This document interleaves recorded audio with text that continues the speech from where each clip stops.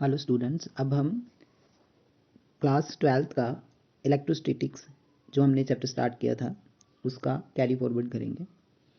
सबसे पहले हम कंपैरिजन पढ़ेंगे between the property of charge and mass. Electric charge और मास के बीच में डिफरेंस क्या है ये बताएंगे। सबसे पहले इलेक्ट्रिक चार्ज और मास में जो डिफरेंस है वो ये है कि इलेक्ट्रिक चार्ज में भी पॉजिटिव, इलेक्ट्रिक चार्ज पॉजिटिव भी हो सकता है, नेगेटिव भी हो सकता है और ज़ीरो भी हो सकता है। बट जो मास है किसी भी बॉडी का वो कभी भी नेगेटिव और ज़ीरो नहीं हो सकता, वो ऑलवेज पॉजिटिव ही होता है।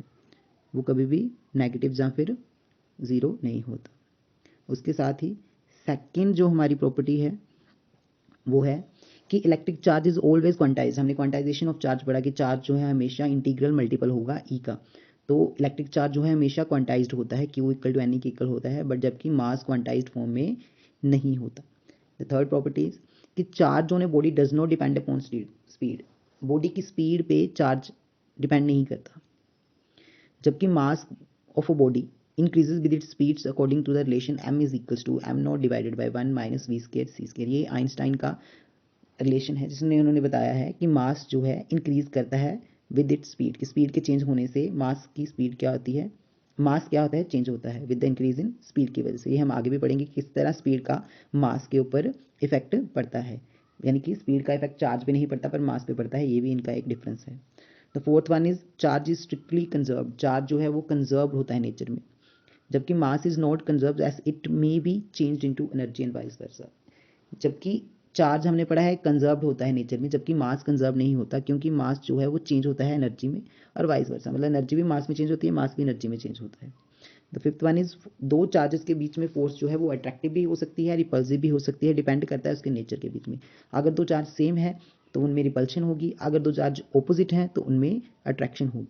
जबकि दो मासेस के बीच में जो फोर्स है वो हमेशा क्या होगी, हमेशा अट्रैक्टिव होगी, जैसे ग्रेविटेशनल फोर्स है। जबकि दो चार्जेस के बीच में जो फोर्सेस होती है उसे इलेक्ट्रोस्टैटिक बोलते हैं, वो अट्रैक्टिव भी होती है, रिपल्सिव भी होती है। बट जो दो मासेस के बीच में फोर्स है जिसे हम ग्रेविटेशनल फोर्स बोलते हैं वो हमेशा अट्रैक्टिव ही होती है। The last one, a charge body always possess some mass. एक बॉडी जिस पे चार्ज है उस पर मास जरूर होगा ही हो, मासलेस बॉडी नहीं हो सकती कोई अगर किसी बॉडी पे चार्ज है तो। बट अगर एक बॉडी मास, एक बॉडी जिसके पास मास है जरूरी नहीं है उसके पास चार्ज भी हो, मे बी वो न्यूट्रल हो। तो इसीलिए उन्होंने बोला कि body possessing mass may not have any net charge. एक बॉडी के पास मास है पर जरूरी नहीं है उसके पास चार्ज हो, पर अगर किसी की बॉडी के पास चार्ज है तो वो बहुत जरूरी हो जाता है कि उस पर मास भी है।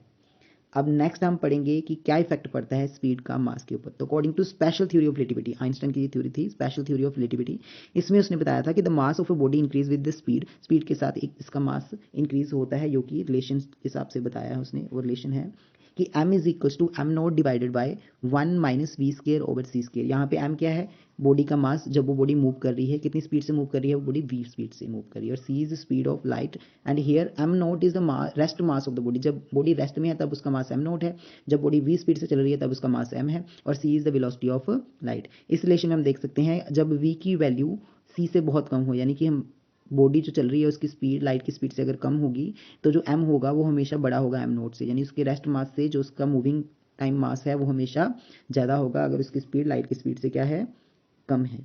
तो ये था स्पेशल रिलेटिविटी थ्योरी जो थी, उसके अकॉर्डिंग बताया उन्होंने कि किस तरह वेलोसिटी के चेंज होने से, स्पीड के चेंज होने से मास भी चेंज हो जाता है बॉडी का। अब नेक्स्ट है हमारा कूलम्स लॉ। कूलम्स लॉ में उन्होंने क्या बताया कि दो चार्जेस हैं हमारे पास Q1 एंड Q2 और उनके बीच में डिस्टेंस है r। तो उन्होंने बोला है कि ये जो दो चार्जेस के बीच में डिस्टेंस है ना r, इन दो चार्जेस के बीच में एक फोर्स प्ले करती है और वो फोर्स का नाम है इलेक्ट्रोस्टैटिक फोर्स या कूलम फोर्स। तो जो ये इंट्रैक्शन की फोर्स है वो रिट्रैक्टिव भी हो सकती है, रिपल्सिव भी हो सकती है, डिपेंड करता है नेचर के हिसाब से। तो उन्होंने बोला जो ये फोर्स है वो डायरेक्टली प्रोपोर्शनल है इन दोनों चार्जेस के मैग्नीट्यूड की। ये जो फोर्स है ये डायरेक्टली प्रोपोर्शनल है इन चार्जेस के मैग्नीट्यूड के।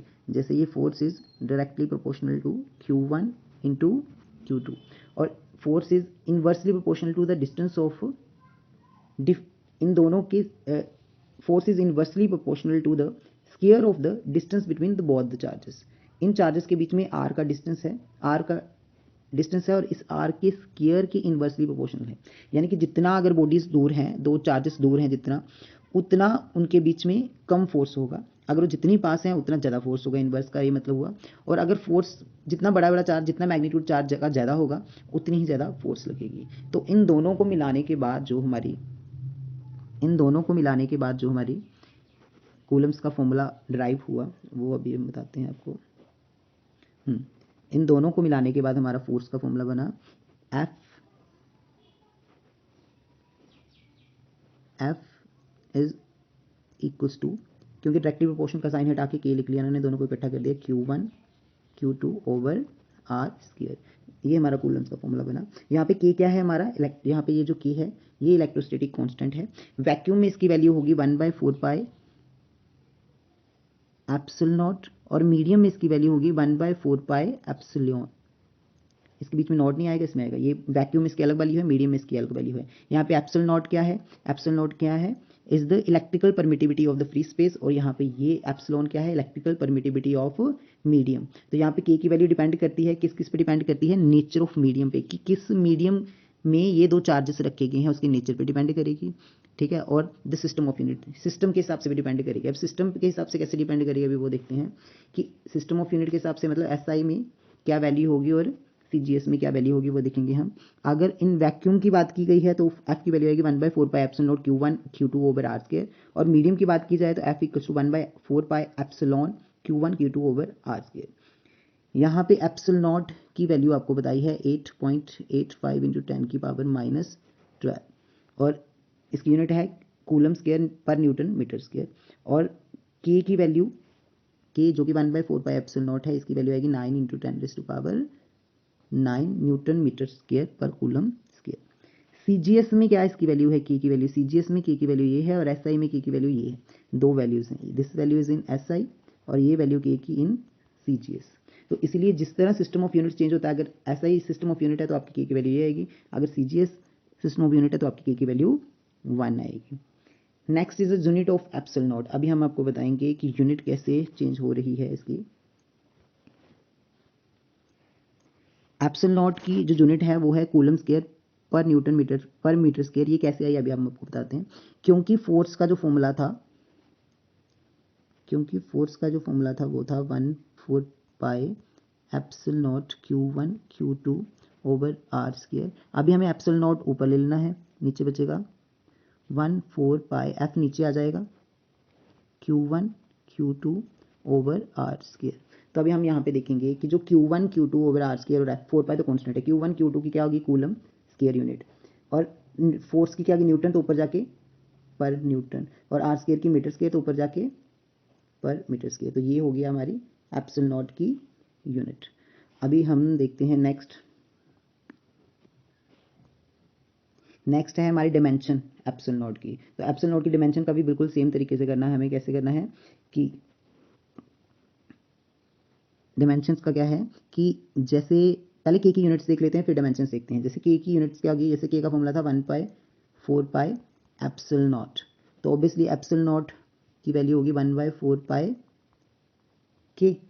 तो अभी जो K की यूनिट आई थी पीछे वो एप्सिलॉन नॉट की बिल्कुल उससे उल्टी हो जाएगी। तो मतलब जो यूनिट आपने पीछे निकाली है उससे बिल्कुल रिवर्स कर देनी है। जैसे एप्सिलॉन नॉट की यूनिट क्या आई थी, एप्सिलॉन नॉट और K आपस में क्या है, एक दूसरे के उल्टे हैं, ये तो कांस्टेंट है।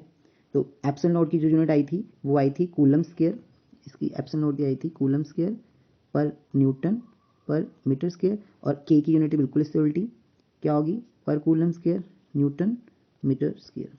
This is the unit of K and epsilon not, एक दूसरे के इन्वर्स होगी। अगर ये इन्वर्स है तो इसका मतलब क्या हुआ कि हमारी जो यूनिट आएंगी वो भी इन्वर्स आएंगी। तो पहले हम क्या निकालते हैं, इसकी डिमेंशंस आएगी वो भी रिवर्स आएगी। तो पहले हम एप्सिलॉन नॉट की निकालते हैं, फिर K की ऑटोमेटिकली इससे उल्टी होगी। तो एप्सिलॉन नॉट का फॉर्मूला बन जाना था 1/4 पाई F Q1 Q2 over R square. यहाँ पे Q1 Q2 की क्या आ गई 80, तो 2 टाइम 80 है तो मैं ऐसे बोल देता हूँ 80 की स्क्वायर।